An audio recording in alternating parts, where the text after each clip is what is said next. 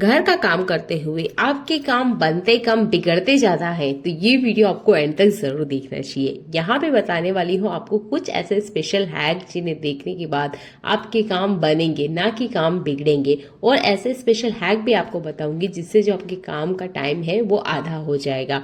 मेरी वीडियो को एंड तक देखिएगा। वीडियो अच्छा लगता है तो लाइक और शेयर करना बिल्कुल ना भूलें। चैनल पे पहली बार आए तो चैनल को सब्सक्राइब कर लीजिएगा।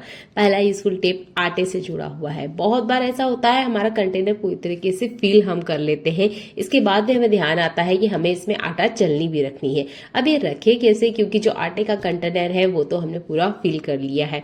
अब आटे की छलनी हमने इसके साथ ही रखना होता है, क्योंकि अलग हम इसे रखेंगे तो आटा छानते वक्त हमें इसे ढूंढना पड़ेगा। तो आप क्या कर सकते हैं, आटे की छलनी को ना इस तरीके से उल्टा कर दीजिए और इसके अंदर दबा दीजिए। देखिए छलनी आराम से इसके अंदर चली जाती है। तो जब भी कंटेनर में आटा आप पूरी तरीके से फिल कर चुके हैं और छलनी रखने का नहीं समझ में आ रहा है ना, तो आप इस तरीके से रख सकते हैं। उसके बाद में जैसे जैसे आप आटा लेते जाएंगे आटा कम होते जाएगा। इसके बाद में जो छलनी है आराम से इसके अंदर बैठ जाएगी। आप बिगनर है तो ये ट्रिक आपको बहुत ज्यादा अच्छी लगेगी, क्योंकि इसी कारण हम लोग कभी कभार ना बहुत ज्यादा परेशान हो जाते हैं और छलनी को इधर उधर रख देते हैं, जबकि छलनी को हमेशा आटे डब्बे के साथ ही रखना चाहिए ताकि इसमें किसी तरह का कोई धूल मिट्टी ना लगे, क्योंकि आटे को हम डायरेक्ट कंज्यूम करते हैं। अगला इसफल हैक मेरा सब्जियों से जुड़ा हुआ है। तो सब्जियों में आलू एक ऐसी सब्जी है जो कि पकने में टाइम लेती है। अगर हम आलू को किसी हरी सब्जी में डाल रहे हैं तो ध्यान रखिएगा कभी भी डायरेक्ट हरी सब्जी के साथ इसे ना डालें। कम से कम 1 से 1.5 मिनट का टाइम दे और हल्का सा ना आप इसे मसालों के साथ ही भून ले। इससे जो आलू है अच्छे से पहले पक जाएगा। इससे अगर आप डायरेक्ट सब्जी के साथ ही ऐड कर देंगे तो ये आलू पकता नहीं है और जो हरी सब्जी आपकी है वो आधे से ज्यादा ना अपने जो पोषक तत्व है वो खो देती है, क्योंकि हरी सब्जी को बहुत ज्यादा नहीं पकाना चाहिए। जितने में वो गल जाए इतना ही पकाकर इसे खाना चाहिए, ताकि इसके जितने मिनरल्स वगैरह है, इसके जो भी पोषक तत्व है वो हमारी बॉडी को बराबर मिले। तो यहाँ पर मेरे आलू पक रहे हैं और इसके बाद में मेरे मेथी को कट किया है, क्योंकि मेथी कट करने में ज्यादा टाइम नहीं लगता है। तो इस तरीके से ना आप अपने काम को बना सकते हैं और जो आलू है वो भी बढ़िया से पक जाएंगे। तो इस तरीके से नेक्स्ट टाइम जब भी आप हरी सब्जी बना रहे हैं जिसमें आप आलू ऐड करते हैं तो पहले आलू को कम से कम 1 से 1.5 मिनट का टाइम दें, उसके बाद में ही आप हरी सब्जी को डालें। इससे आलू बहुत अच्छे से पक जाएंगे और जो सब्जी है ना वो भी आपकी स्वादिष्ट रहेगी, किसी तरीके से कोई स्वाद नहीं खराब होता है। तो आलू लगभग यहाँ पर पक चुके हैं आधे से ज्यादा। इसके बाद में मैंने मेथी को ऐड किया है। बस आप यहाँ 4 मिनट इसे मीडियम फ्लेम पर ढक के रख दीजिए, आपकी मेथी भी बहुत जल्दी पक जाएगी। आई होप ट्रिक आपको पसंद आता है। बच्चे हो बड़े हो सबको आलू की चिप्स बहुत ज्यादा पसंद होती है। कभी कभार ऐसा होता है कि आलू चिप्स घर में नहीं है, तब हम आलू चिप्स ना इस तरीके से फ्राई पैन के ऊपर भी आराम से बना सकते हैं। तो यहाँ पर बहुत ज्यादा तेल नहीं लगेगा, नाम मात्र का तेल लगेगा और जो आपके आलू के चिप्स है घर में ही रेडी हो जाएंगे। बहुत बार हम मार्केट से ले आते हैं, पर हर बार मार्केट का चिप्स खाना अच्छा बात नहीं है। तो आप कोशिश कीजिएगा घर पे ही नॉर्मल आलू को इस तरीके से कट कर लीजिए और इसके बाद में तवे पर हल्का सा तेल डालते हुए आप इसे फ्राई कर लीजिए। डीप आपने तेल में फ्राई नहीं करना है, क्योंकि हर टाइम आप इतना तेल बच्चों को खाने के लिए देंगे तो उनके हेल्थ को नुकसान करेगा। तो इस तरीके से कम तेल में आप इसे तल सकते हैं और ये इसका स्वाद भी बहुत अच्छा होता है। तो मैं तो अपने बच्चों को जब भी वो मुझे जिद करते हैं तो इसी तरह का चिप्स बना के देती हूँ, ना कि बार बार मार्केट का चिप्स बच्चों को देना चाहिए। तो चिप्स ऐसा होता है कि बच्चा ना बड़ा स्वाद के साथ खाता है। तो कम तेल, थोड़ा सा नमक ऐड मसाला कर दीजिए, बच्चे बहुत स्वाद के साथ खाएंगे। और बाजार की जो चाट लगी हुई ना उस चाट को आप थोड़ा सा कम कीजिए। इस तरीके से उनके हेल्थ को किसी तरह का कोई नुकसान नहीं होगा। आप एक बूंद भी तेल ऑयल नहीं यूज करना चाहते हैं तो इसे आप माइक्रो ओवन में भी बेक कर सकते हैं। बस इस तरीके से ना थोड़ी कुरकुरी नहीं होगी, पर हाँ माइक्रो ओवन में भी बहुत अच्छे से ये पक जाती है। तो डिपेंड करता है आप बच्चों को कैसे खिलाना चाहते हैं। अगला इसफल हैक, जब भी आप किचन में काम कर रहे होते हैं, अगर आपके पास 1 से 2 मिनट का भी टाइम है तो उस टाइम को बिल्कुल वेस्ट मत कीजिए। किचन काउंटर को सबसे पहले क्लीन कीजिए। तो यहाँ पर मेरे पास जैसे ही वक्त होता है या मुझे अपने हाथ क्लीन करने होते हैं, मेरे में तो ये बहुत ज्यादा आदत है कि किचन में काम करते हुए कम से कम 10 बार तो मेरे हाथ क्लीन होते ही होंगे। तो यहाँ पर मैंने अभी दूध को बॉईल किया है और सब्जी बनाई है। रोटी लगभग मेरे को आधे घंटे बाद बनाना है। तो ऐसे ही किचन काउंटर को छोड़ देंगे तो किचन काउंटर बहुत ज्यादा मैसी होता है। अगली बार जब हम किचन में आते हैं तो किचन में काम करने का बिल्कुल मन नहीं करता है। तो जब भी आपका किचन काउंटर में काम हो जाता है या बीच में आपको लगता है कि आपके पास 2 से 3 मिनट का टाइम है, किचन में काम करते हुए बीच में आप हाथ धोते हैं, तब आप सबसे पहले किचन काउंटर को क्लीन कीजिए।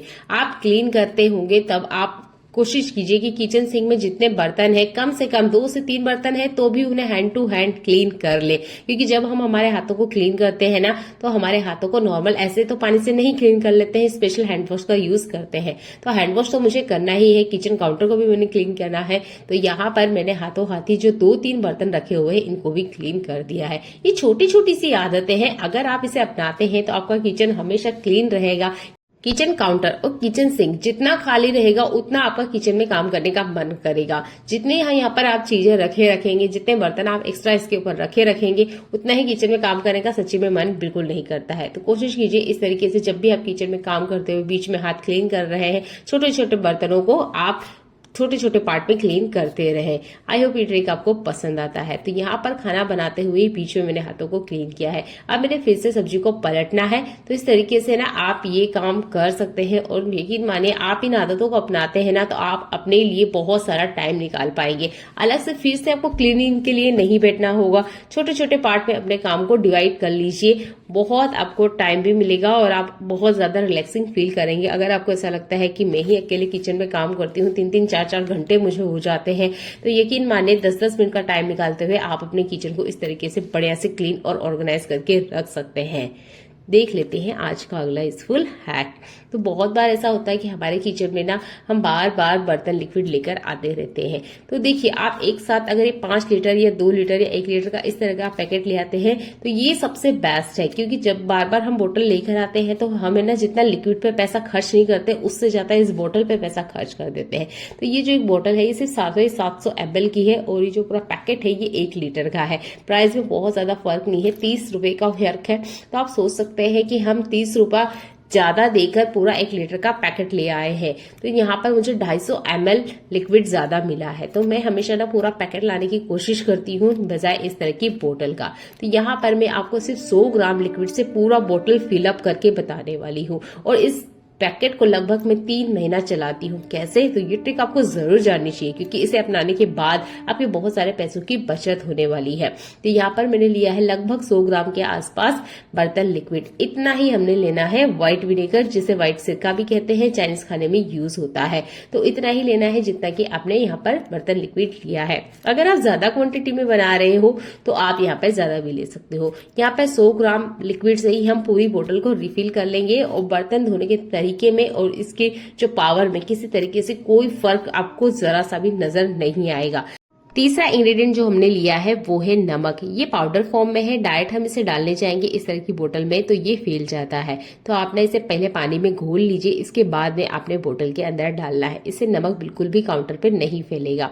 तो जब भी इस तरीके से नमक आपको बोतल में डालना हो तब आप इस ट्रिक को यूज कर सकते हैं। तो यहाँ पर मैंने अच्छे से इसे मिक्स कर लिया है और अब यहाँ पर हमने इसे अच्छे से पानी से फील कर लेना है।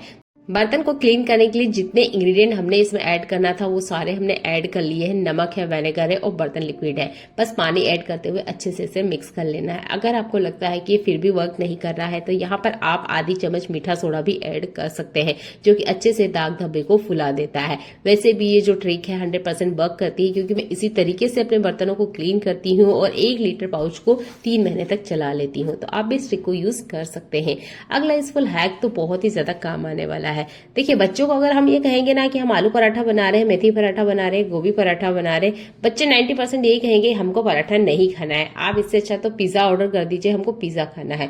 तो हम भी इंडियंस मम्मी है तो बार बार मैदे का खाना तो बच्चे को नहीं देंगे। तो नॉर्मल जो रोटी है ना इसी को चलो आज हम पिज्जा बनाते हैं। तो है ना आप भी ऐसे बना के बच्चे को खिला सकते हैं, बच्चा बड़ा चाव से खाएगा। तो नॉर्मल जो आपका तवा है वो आपने यूज करना है। मेरे पास नॉन स्टिक तवा है, इसका ही मैं यूज करके आपको बता रही हूँ। तो मेरे पास भी बहुत ज्यादा इंग्रेडिएंट नहीं है पिज्जा में डालने के लिए, पर जो है उसी से हम पिज्जा बनाने वाले हैं। तो मैंने एक आलू लिया, अच्छे से कट किया और इस तरीके से ना चिप्स में पहले हल्का सा इसे भून लिया है। यानी कि हमने जो आलू है वो 80% अच्छे से पका लेना है। नॉर्मल जो आटे की रोटी हमने बनाई है वो हमने इसके ऊपर डालनी है और फोक की मदद से यहाँ पर हमने इसमें छेद कर लेना है।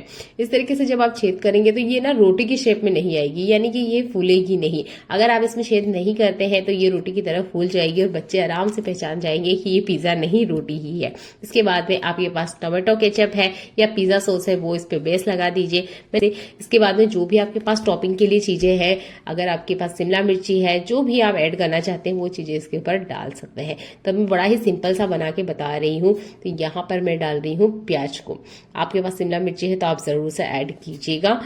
इसकी टॉपिंग थोड़ी सी अच्छी लगे इसलिए मैंने यहाँ पर प्याज को रफली थोड़ा सा बड़ा बड़ा कट के इस तरीके से डाल दिया है। इसके बाद में आपके पास चीज़ है तो वो आप इसके ऊपर ज़रूर डालिएगा। मेरे पास थोड़ा सा यहाँ पर अमूल चीज़ है तो मैं इसे इस तरीके से स्प्रिंकल इसके ऊपर कर रही हूँ, थोड़ा सा हार्ड फॉर्म में बड़ा बड़ा तोड़ के।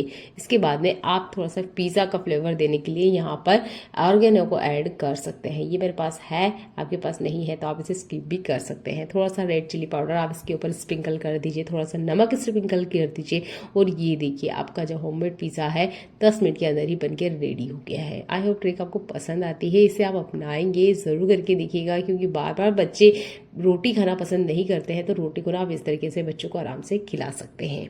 हरी पत्तेदार सब्जी को क्लीन करना आसान नहीं होता है, बहुत ज्यादा ये पानी लेती है, उसके बाद भी अच्छे से क्लीन नहीं होती है। तो एक ही बार में मैं हरे पत्तेदार सब्जी को क्लीन कर लेती हूँ, आप भी इसे अपना सकते हैं। तो देखिए, अगर आपका किचन सिंक आप गंदा रखते हैं तब तो इस ट्रिक को बिल्कुल यूज मत कीजिएगा। मेरे किचन सिंक को लगभग मैं 3 टाइम क्लीन करती हूँ जब भी मुझे इसमें बर्तन क्लीन करने होते हैं। हरी सब्जी हुआ, फ्रूट हुआ, इन्हें धोने के लिए मैं कभी किचन से बाहर नहीं जाती हूँ, इन्हें मैं किचन में ही अच्छे से क्लीन कर लेती हूँ। जितने मेरे बर्तन क्लीन रहते हैं ना उतना ही मेरा किचन सिंक भी क्लीन रहता है। तो इस तरीके से मैंने इसका कैप लगा दिया है। इसके बाद में हम इसे अच्छे से पानी से भर लेंगे। इसके बाद में आपने हरी सब्जी इसके अंदर डाल देना है। आप देखेंगे हरी सब्जियां ना एक ही बार में बहुत बड़े अच्छे से क्लीन हो जाती हैं। मेरे को तो ये ट्रिक बहुत ज्यादा पसंद आता है, क्योंकि मेरी सब्जियों को मैं नॉर्मली इसी तरीके से क्लीन करती हूँ। तो मैंने यहाँ पर करीबन आधा सिंक भर दिया है। इसके बाद में जितनी भी हरी सब्जियां हैं मैं अच्छे से इसमें क्लीन कर लेती हूँ। तो आई होप ट्रिक आपको पसंद आती है। आप किचन सिंक का इस तरीके से यूज कर सकते हैं हरी सब्जियों को क्लीन करने के लिए। जैसे कि मैंने कहा, अगर आपको लगता है आपका किचन सिंक क्लीन नहीं है तो इस ट्रिक को आप स्किप भी कर सकते हैं। मेरे किचन सिंक को मैं बहुत अच्छे से क्लीन रखती हूँ, इसलिए मैं यहाँ पे हरी सब्जियों को क्लीन करके आपको दिखा रही हूँ। बस एक ही बार में अच्छे से बढ़िया से क्लीन हो गया है। इस तरीके से आप इसकी जो बचे हुए पानी है इससे आप एक बर्तन भी अच्छे से क्लीन कर सकते हैं। इसके बाद में आप डिश वॉश से बर्तन को अगेन सेकेंड टाइम अच्छे से वॉश कर लीजिएगा। तो इस तरीके से डबल टाइम इस पानी का भी यूज हो जाएगा और हरी सब्जियां भी बढ़िया से क्लीन हो जाएगी। तो इस तरीके से आप किचन सिंक का यूज कर सकते हैं आपकी सब्जी फ्रूट वगैरह को क्लीन करने के लिए। आज का वीडियो आपको मेरा कैसा लगा कमेंट करके जरूर बताइएगा। अगर आपको अच्छा लगता है तो शेयर कर दीजिएगा। चैनल में पहली बार आए तो चैनल को सब्सक्राइब कर लीजिएगा। चलिए मिलते हैं अगली ऐसी यूजफुल वीडियो में जो आपके घर और किचन की लाइफ को आसान बनाए। देखने के लिए आपका बहुत सारा धन्यवाद।